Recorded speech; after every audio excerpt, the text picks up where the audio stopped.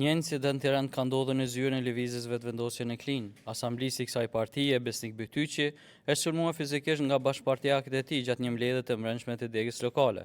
Ngjarja ka ndodhur të martën në orët e pasdites në selinë e vetëvendosjes në Klinë.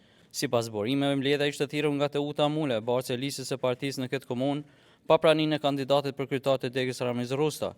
Gjatë takimit, situata ka dalë jashtë kontrollit. Mulaj dyshohet se ka ofenduar me fjalë të rënda asamblisin Bytyqi dhe më pas ka hedhur një syllapse në drejtim të tij. Në debat është përfshirë edhe Loan Bashota, antar i Komisionit Komunal të Zgjedhjeve. Ai ka tentuar ta sulmojë fizikisht Bytyqin, ndërsa pjesëmarrësit e tjerë janë dëtuar të ndërhyjnë për të shmangur përplasjen dhe për të parandaluar lëndime trupore. Pas incidentit, Besnik Bytyqi ka paraqitur kallëzim në policinë e Klinës ndaj Loan Bashotës dhe Teuta Mulaj. Nga prokuria themelore 5 ende nuk është dhënë asnjë reagim zyrtar lidhur me rastin. Sipas burimeve, dega e lëvizjes vetëvendosje në Klinë aktualisht kontrollohet nga 3 persona, Teuta Mulaj, Valmira Krasniqi dhe Xhafer Bashota, përmes djalit të tij Loanit.